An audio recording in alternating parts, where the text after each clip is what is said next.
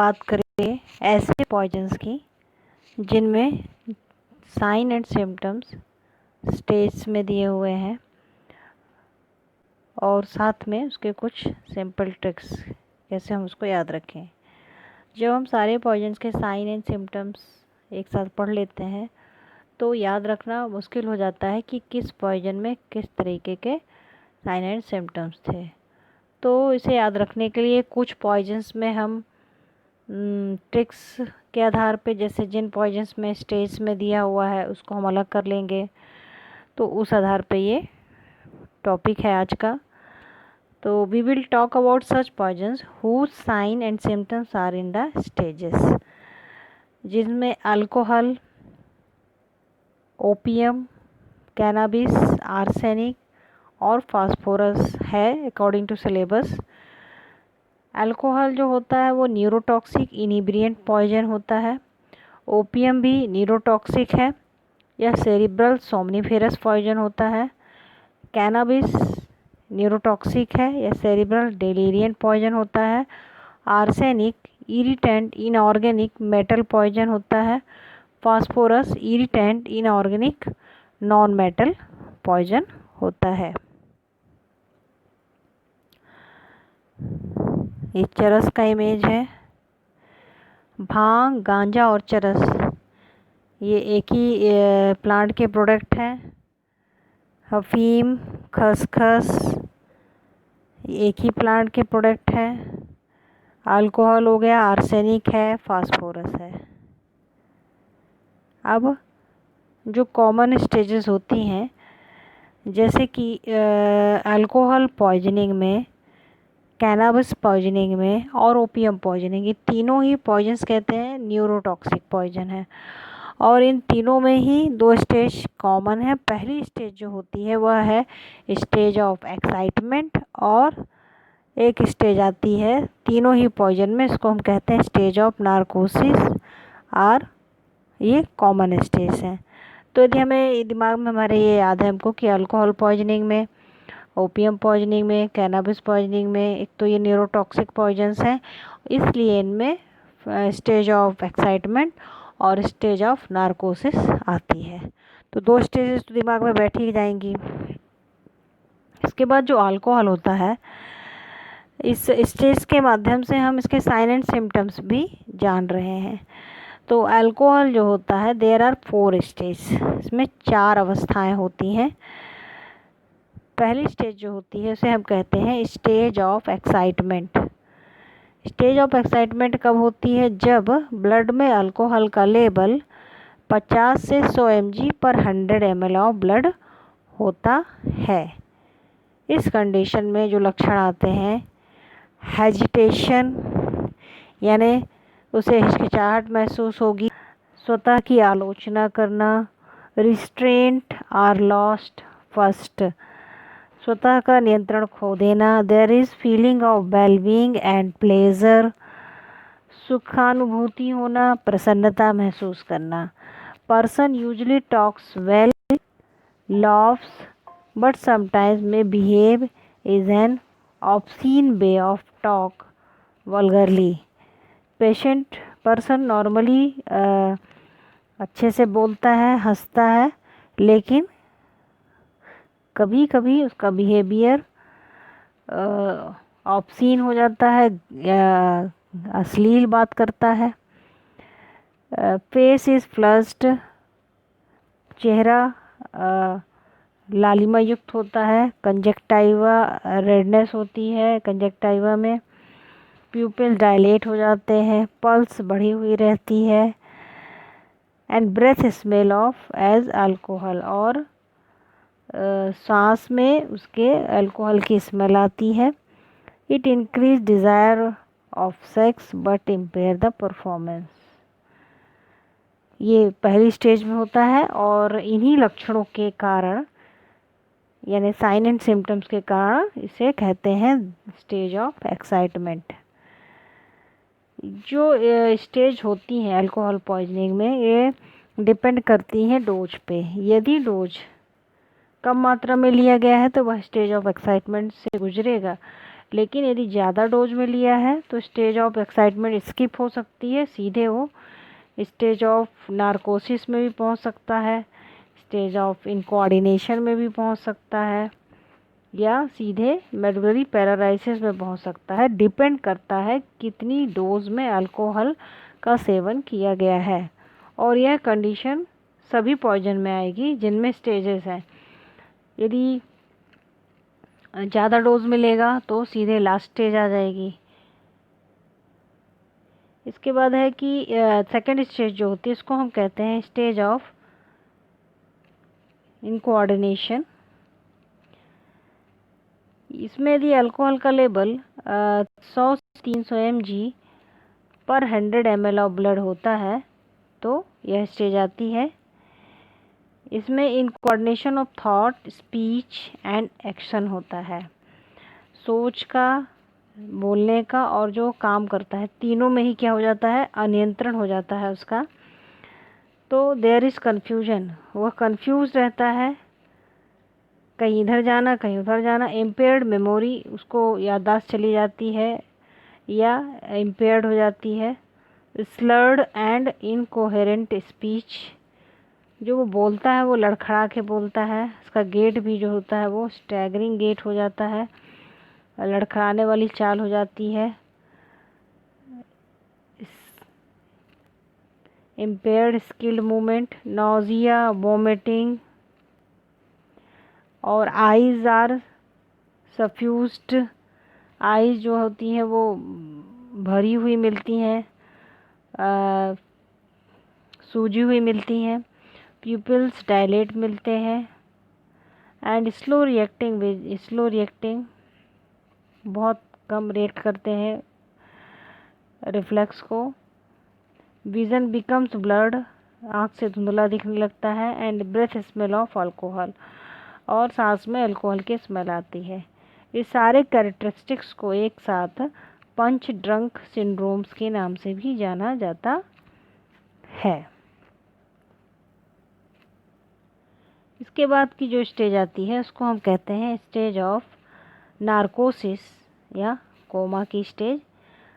जब ब्लड में अल्कोहल का लेवल 300 से 500 mg पर 100 ml ऑफ ब्लड होता है तो स्टेज ऑफ नारकोसिस की कंडीशन आती है।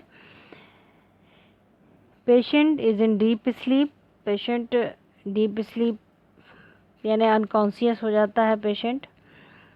Respond only to deep stimuli, patient only deep stimuli को रिस्पॉन्ड करता है। जैसे कि यदि गर्म चीज़ छुपा दी जाए तो वो रिस्पॉन्ड करेगा, लेकिन नॉर्मल स्टिमुलाई को वो रिस्पॉन्ड नहीं करेगा। निस्टिग्मस, प्यूपिल्स कॉन्ट्रैक्ट हो जाते हैं और लैटरल निस्टिग्मस मिलता है सीन, यानी कि तिरछा दिखाई देना, तिरछा देखना।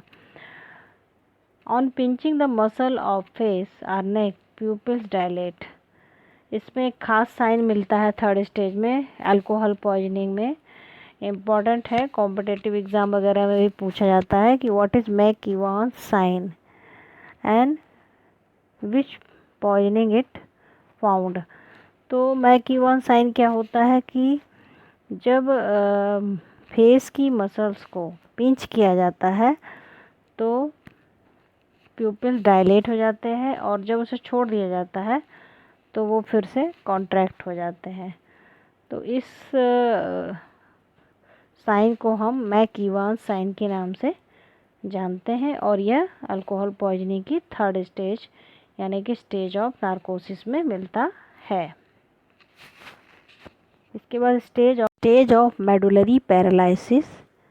जब 100 ml ऑफ ब्लड में अल्कोहल का लेवल 500 mg या उससे ज़्यादा हो जाता है तब स्टेज ऑफ मेडुलरी पैरालिसिस होती है। इसमें respiration is slow and status हो जाता है, श्वास की गति मंद हो जाती है, साथ ही साथ उसमें कर्कश या खर्राटे जैसी आवाज़ आती है। स्किन इज़ कोल्ड, स्किन ठंडी पड़ जाती है, क्लैमी चिपचिपाहट युक्त and cyanotic bruise discoloration. Pupils are dilated, pupils dilate हो जाते हैं। There is abolition of reflexes, जो रिफ्लेक्सेस हैं वो समाप्त हो जाते हैं एंड पल्स बिकम इम्परसेप्टिबल, और पल्स को फील नहीं किया जा सकता। और अल्कोहल का जो फैटल डोज है, एब्सोल्यूट अल्कोहल जिसे हम एथिल अल्कोहल कहेंगे, इसका फैटल डोज 150 से 200 ml है और fatal period 12 to 14 hours.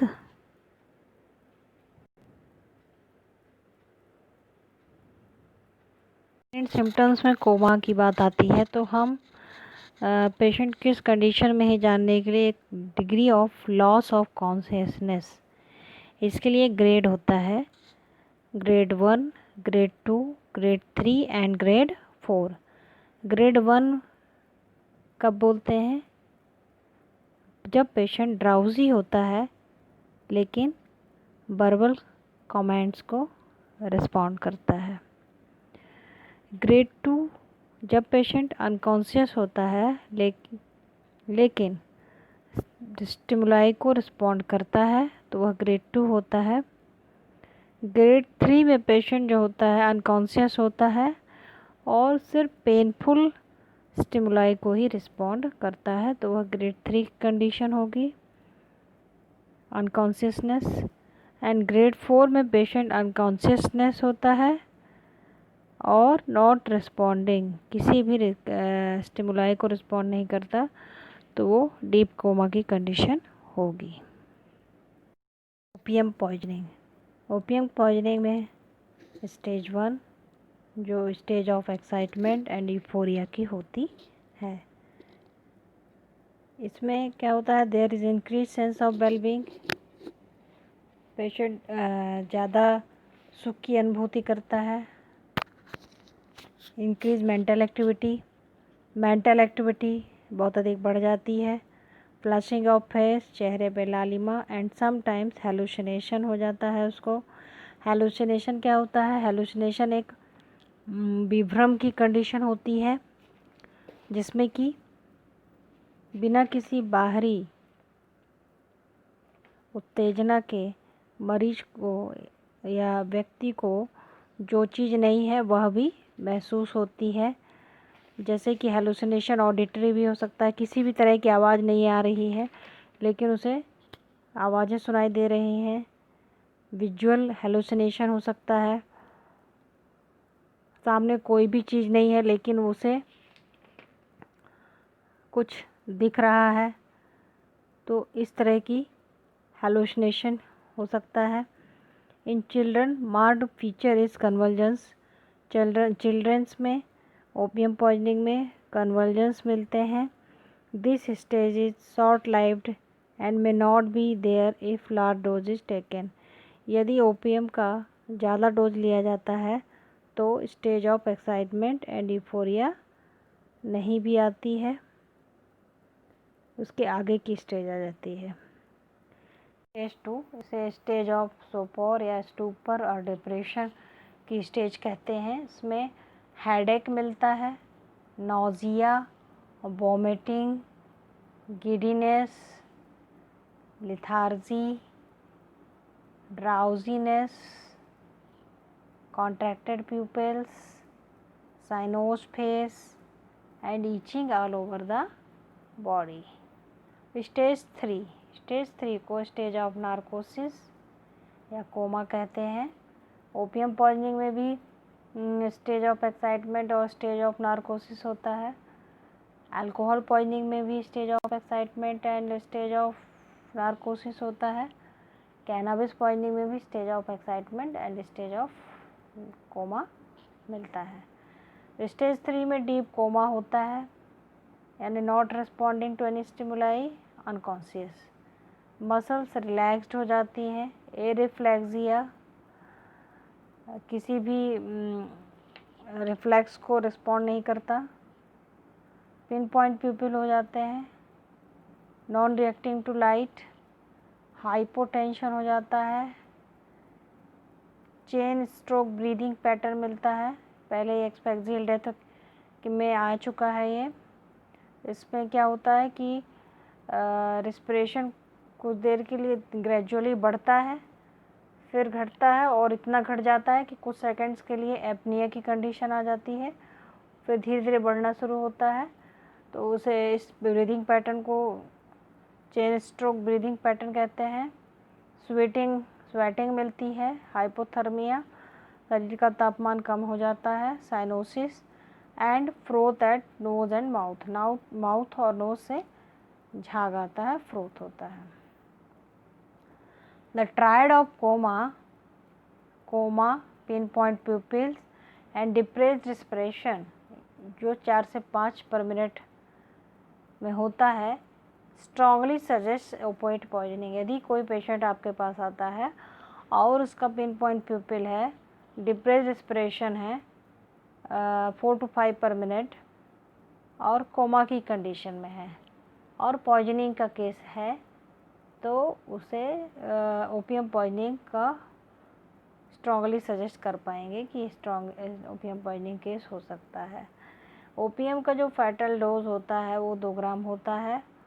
Morphine जो कि इसका एक्टिव प्रिंसिपल है, इसमें 200 mg फैटल डोज है। कोडीन का 0.5 ग्राम और पैथेडीन का 1 ग्राम। फैटल पीरियड इसका 6 से 12 घंटे का होता है। कैनाबिस सैटिवा, जिसे हम भांग भी कहते हैं, या इंडिका, इंडियन हैम्प, यह न्यूरोटॉक्सिक सेरिब्रल डेलिरिएंट पॉइजन होता है। कैनाबिस में बी एब्जॉर्ब्ड फ्रॉम GIT और रेस्पिरेटरी ट्रैक्ट। इसमें 2 स्टेजेस होती हैं। पहली स्टेज होती है स्टेज ऑफ एक्साइटमेंट और दूसरी स्टेज होती है स्टेज ऑफ नार्कोसिस या stage of coma. Stage of excitement जो होती है, इसमें पर्सन इज़ प्लीज्ड, पर्सन प्रसन्न रहता है, चीयरफुल होता है, वेल टॉकेटिव होता है। दो rarely running Amok. Running Amok क्या होता है? रनिंग अमोक एक कंडीशन होती है जिसमें कि ये पर्सन में भी मिल सकता है, एनिमल्स में भी मिलता है। They behave in a violent and uncontrolling way. वो हिंसक और अपने नियंत्रण से बाहर व्यवहार करते हैं, ऐसी कंडीशन होती है, तो उसे रनिंग अमोक कहते हैं। इस कंडीशन में जो पेशेंट होता है वो किसी की मर्डर भी कर सकता है, सीरियल किलर भी हो सकता है। तो कैनाबिस की जो स्टेज फर्स्ट होती है, इसमें जो है रनिंग अमोक की कंडीशन नहीं मिलती है, मतलब पेशेंट जो रोगी है वो प्लीजेंट और चेयरफुल होता है। देयर इज़ इंक्रीज एपेटाइट, भूख बढ़ जाती है। Depression of higher centres, loss of perception of time and space. Higher centres के डिप्रेस हो जाने की वजह से उसे टाइम का और स्थान का ज्ञान नहीं होता है और हेलुसिनेशन, विभ्रम की स्थिति रहती है। वही ऑडिटरी भी हो सकता है और विजुअल भी हो सकता है, जिसमें कि कोई चीज़ ना होते हुए उसे वो चीज़ दिखना या कोई आवाज़ ना आते हुए वो चीज़ सुनाई देना। Stage of narcosis coma, patient giddiness, सिर चकराना, कंफ्यूज रहना, ड्राउजीनेस, सुस्ती, डायलेटेड प्यूपिल्स, प्यूपिल डायलेट मिलते हैं, टिंगलिंग, झंझनाहट, नंबनेस, शून्यता, ये स्टेज ऑफ नार्कोसिस में मिलता है। In severe poisoning there is generalize anaesthesia and coma. Severe poisoning में संज्ञाहीन हो जाना और कोमा की कंडीशन मिलती है। इसका फैटल डोज जो है भांग, गांजा और चरस, ऐसे 3 पार्ट होते हैं इसके। तो भांग जो होता है वो उसको क्या बोलते हैं, वो ड्राइड लीव होती है, सूखी हुई जो पत्तियां होती हैं, साथ में पत्ती, पुष्प और फलयुक्त कोमल शाखा यदि है तो उसे हम कहते हैं भांग। भांग का जो फैटल डोज है वो 10 ग्राम पर kg बॉडी वेट है, ठीक है। गांजा का जो फैटल डोज है वो 8 ग्राम पर kg बॉडी वेट है। और गांजा क्या होता है, जो फीमेल जाति का जो प्लांट होता है, स्त्री जाति छुप की जो राल युक्त पुष्प मंजरी होती है, उसको गांजा कहते हैं। और चरस क्या होता है, पत्र एवं पुष्प से स्रावित रालीय निर्यास को चरस कहते हैं। भांग से ज़्यादा मादक गांजा होता है और गांजा से ज़्यादा मादक इफ़ेक्ट चरस का होता है। और ये अफीम, ओपियम और कैनाबिस नारकोटिक ड्रग्स और साइकोट्रोपिक ड्रग्स के अंतर्गत आते हैं। इसका फैटल पीरियड होता है about 12 hours. The irritant inorganic non metallic poison होता है। इसमें स्टेज 1 में first latent period of 1 to 6 hours, यानी पॉइजन लेने के पश्चात 1 से 6 घंटे कोई भी लक्षण नहीं होते हैं, अव्यक्त अवस्था में होता है। सेकेंड स्टेज जो होती है उसमें GIT एंड CNS मैनिफेस्टेशंस मिलते हैं। GIT मैनिफेस्टेशंस में क्या क्या मिलता है? गार्लिकी स्मेल होती है इसकी, लहसुन के समान स्मेल आती है, बर्निंग पेन होता है अपर GIT में, ब्रेथ और वोमिटस आर लुमिनसेंट इन डार्क। जो वोमिटस होता है, जो पदार्थ वोमिटस ने निकलता है, वोमिटिंग से निकलता है, वह डार्क में चमकता है। और CNS मैनिफेस्टेशन में हेडेक, इंसोम्निया, नींद का ना आना, डीपनेस, बाधिरपन, कम सुनाई पड़ना या ना सुनाई देना, कन्वर्जेंस, झटके आना, पैरालिसिस एंड कोमा की कंडीशन आती है। इसके साथ ही साथ फास्फोरस पॉइजनिंग में एक बहुत ख़ास सिम्टम मिलता है और कॉम्पिटिटिव एग्ज़ाम में पूछा भी जाता है, जिसे प्राइपिज्म कहते हैं। प्राइपिज्म क्वेश्चन होता है कि प्राइपिज्म किस पॉइजनिंग में मिलता है? Painful persistent erection of penis. इसके बाद स्टेज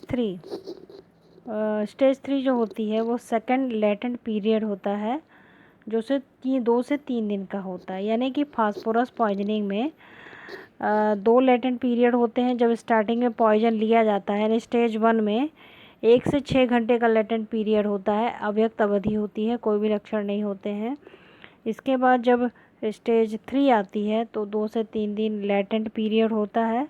इसके बाद स्टेज 4 में liver failure and CNS manifestations मिलते हैं। In early stage liver enlarge due to fatty degeneration, जिसे नेक्रोबियोसिस कहते हैं। एंड इन लेटर स्टेज, और बाद में ये श्रंकन हो जाता है ड्यू टू नेक्रोसिस, सिकुड़ जाता है नेक्रोसिस होने की वजह से, टिश्यूज़ के डैमेज हो जाने की वजह से।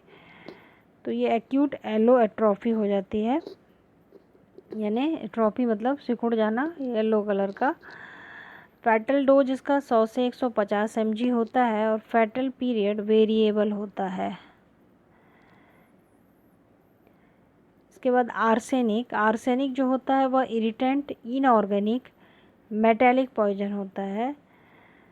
और आर्सेनिक में जो स्टेजेस होती हैं वह क्रोनिक आर्सेनिक पॉइजनिंग में मिलती हैं, एक्यूट पॉइजनिंग में नहीं मिलती हैं स्टेजेस। इसकी स्टेजेस को याद रखने के लिए हम GCSN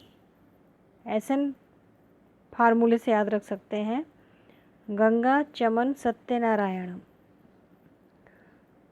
स्टेज 1 होती है वह होती है stage of nutritional and gastrointestinal disturbance.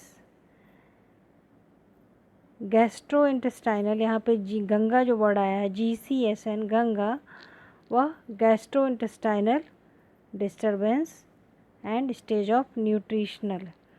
इसमें क्या होता है कि GIT प्रभावित होती है।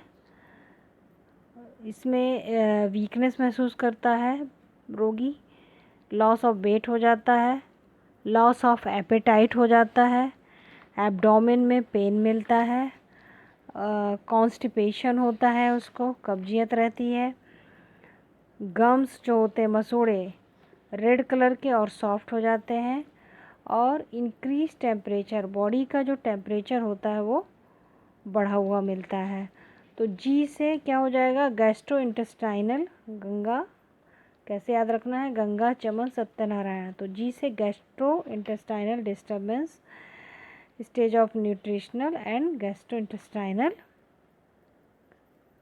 डिस्टर्बेंस। इसके बाद नेक्स्ट स्टेज जो आती है वह है सी से चमन, है ना।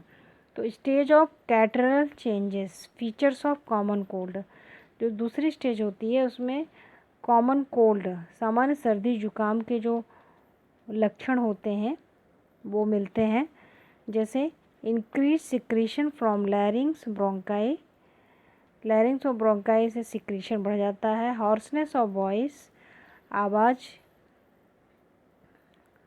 में घरघराहट होती है। कंजेस्टेड आइज़, आइज़ जो होती हैं वो कंजेस्टेड हो जाती हैं। फोटोफ्यूबिया मिलता है, लाइट को या प्रकाश को नहीं सहन कर पाता है। रनिंग नोज़, नाक बहती रहती है। कफ विथ एक्सपेक्टोरेशन, खांसी के साथ कफ भी बाहर निकलता है। इसके बाद जो स्टेज 3 होती है, स्टेज 3 में सत्य यानी skin rashes, stage of skin rashes. तो इसमें क्या, एक इसमें मिलता है rain drop appearance.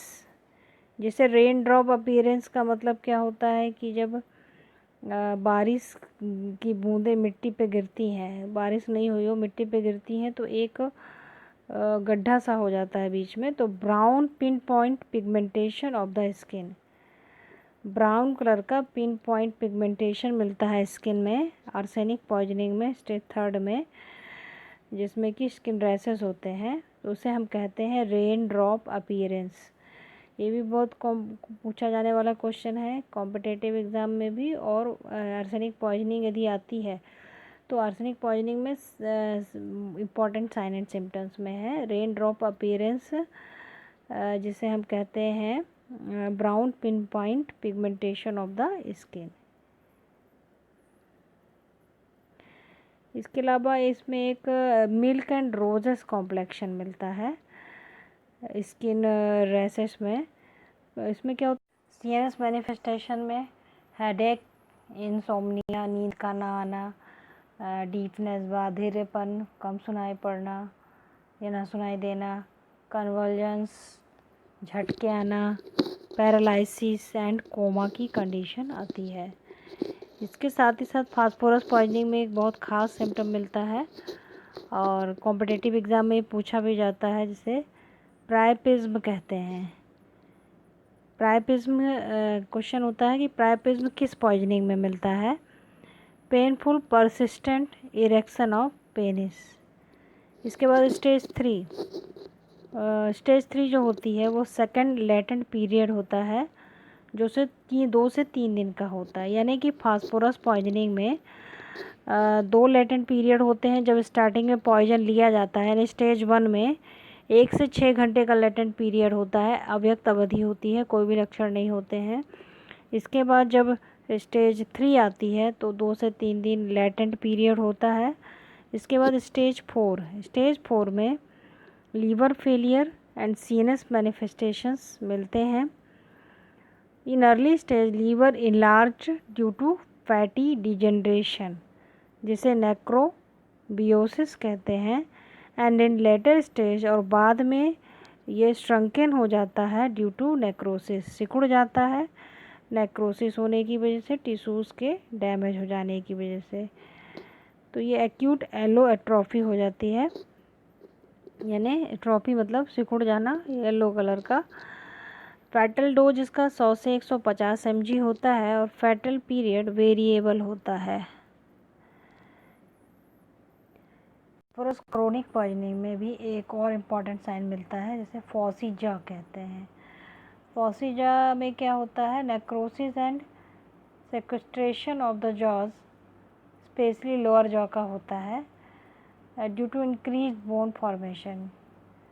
Bone formation के इंक्रीज़ हो जाने से जो जॉ की नेक्रोसिस हो जाती है वहाँ पे, यानी कि परिगलन और सिकुड़ने लगता है जौ, इसे हम फॉसी जौ कहते हैं।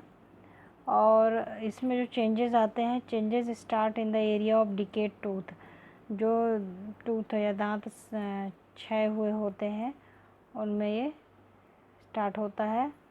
इसमें कैरेक्टरिस्टिक्स क्या मिलता है, दांतों में दर्द होता है, pain in teeth and loosening of teeth, teeth ढीले होने लगते हैं। उसके बाद आर्सेनिक, आर्सेनिक जो होता है वह इरिटेंट, इनऑर्गेनिक, मेटेलिक पॉइजन होता है। और आर्सेनिक में जो स्टेजेस होती हैं वह क्रोनिक आर्सेनिक पॉइजनिंग में मिलती हैं, एक्यूट पॉइजनिंग में नहीं मिलती हैं स्टेजेस। इसकी स्टेजेस को याद रखने के लिए हम GCSN फार्मूले से याद रख सकते हैं। गंगा, चमन, सत्यनारायण। स्टेज 1, जो स्टेज 1 होती है वह होती है stage of nutritional and gastro intestinal disturbance. Gastro intestinal, यहाँ पे गंगा जो वर्ड आया है GCSN गंगा, वह gastro intestinal disturbance and stage of nutritional. इसमें क्या होता है कि GIT प्रभावित होती है। इसमें वीकनेस महसूस करता है रोगी, लॉस ऑफ वेट हो जाता है, लॉस ऑफ एपेटाइट हो जाता है, एब्डोमेन में पेन मिलता है, कॉन्स्टिपेशन होता है, उसको कब्जियत रहती है। गम्स जो होते हैं मसूड़े रेड कलर के और सॉफ्ट हो जाते हैं। और इंक्रीज टेम्परेचर, बॉडी का जो टेम्परेचर होता है वो बढ़ा हुआ मिलता है। तो जी से क्या हो जाएगा, गैस्ट्रो इंटेस्टाइनल गंगा, कैसे याद रखना है, गंगा, चमन, सत्यनारायण। तो जी से gastro intestinal disturbance, stage of nutritional and gastro intestinal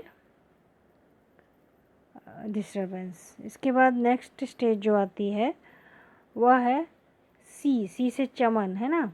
तो stage of catarrhal changes, features of common cold. जो दूसरी स्टेज होती है उसमें कॉमन कोल्ड, सामान्य सर्दी जुकाम के जो लक्षण होते हैं वो मिलते हैं, जैसे इंक्रीज सिक्रीशन फ्रॉम लैरिंग्स ब्रोंकाई, लैरिंग्स और ब्रोंकाई से सिक्रीशन बढ़ जाता है। हॉर्सनेस ऑफ वॉइस, आवाज़ में घरघराहट होती है। कंजेस्टेड आइज़, आइज़ जो होती हैं वो कंजेस्टेड हो जाती हैं। फोटोफ्यूबिया मिलता है, लाइट को या प्रकाश को नहीं सहन कर पाता है। रनिंग नोज़, नाक बहती रहती है। कफ विथ एक्सपेक्टोरेशन, खांसी के साथ कफ भी बाहर निकलता है। इसके बाद जो स्टेज 3 होती है, स्टेज 3 में सत्य यानी skin rashes, stage of skin rashes. तो इसमें क्या, एक इसमें मिलता है रेन ड्रॉप अपीयरेंस। जैसे रेन ड्रॉप अपीयरेंस का मतलब क्या होता है कि जब बारिश की बूंदें मिट्टी पे गिरती हैं, बारिश नहीं हुई हो मिट्टी पे गिरती हैं तो एक गड्ढा सा हो जाता है बीच में। तो brown pin point pigmentation of the skin, brown colour का पिन पॉइंट पिगमेंटेशन मिलता है स्किन में आर्सेनिक पॉइजनिंग में, स्टेज 3 में, जिसमें कि स्किन रैशेस होते हैं। तो उसे हम कहते हैं रेन ड्रॉप अपीयरेंस। ये भी बहुत पूछा जाने वाला क्वेश्चन है कॉम्पिटिटिव एग्ज़ाम में भी। और आर्सेनिक पॉइजनिंग यदि आती है तो आर्सेनिक पॉइजनिंग में इम्पॉर्टेंट साइन एंड सिम्टम्स में है रेन ड्रॉप अपीयरेंस, जिसे हम कहते हैं brown pin point pigmentation of the skin. इसके अलावा इसमें एक मिल्क एंड रोजेस कॉम्प्लेक्शन मिलता है, पॉइजनिंग में मिल्क एंड रोजेस कॉम्प्लेक्शन मिलता है। क्रोनिक इंजेक्शन, लगातार आर्सेनिक का सेवन करने से वासोडाइलेशन हो जाता है, वेसल डायलेट हो जाते हैं, जिसकी वजह से स्किन का कॉम्प्लेक्शन मिल्क एंड रोजेस यानी दूधिया लालपन लिए हुए होता है। इसके अलावा आर्सेनिक पॉइजनिंग में स्टेज 3 स्किन रैशेस में मीज़ लाइन मिलती है। यह लाइन नेल्स में मिलती है, फिंगर्स के नेल में, जो कि एक्सपोजर के 15 दिन के बाद मिलती है। इसमें सफ़ेद लाइन मिलती है नाखूनों में। Hyperkeratosis of palm and sole. Palm and sole की जो स्किन है वो आउटर लेयर थिक हो जाती है। इसमें आर्सेनिक पॉइजनिंग में हेयर ड्राई हो जाते हैं, पिगमेंटेड हो जाते हैं और गिरने भी लगते हैं और येलो या ब्राउन पिगमेंटेशन हो जाता है इसमें। इसके बाद स्टेज 4 जो होती है वह सीएनएस डिस्टरबेंस की होती है। इसमें हेडेक, टिंगलिंग एंड नंबनेस मिलता है, मसल्स में पेन मिलता है, बोन मैरो डिप्रेस हो जाती हैं, पॉलीन्यूराइटिस मिलता है, मसल स्ट्रॉफी मिलती है एंड मसल्स पैरालिसिस हो जाता है। आर्सेनिक का फैटल डोज 180 to 200 mg है। आर्सेनिक पॉइजनिंग का फैटल डोज है 180 से 200 mg। फैटल पीरियड इसका यदि नारकोटिक फॉर्म में लिया गया है तो सडन डेथ होती है या 2 से 3 घंटे में, और गैस्ट्रोइंटेस्टाइनल फॉर्म है तो 12 से 48 घंटे में डेथ होती है। Thank you so much, keep watching.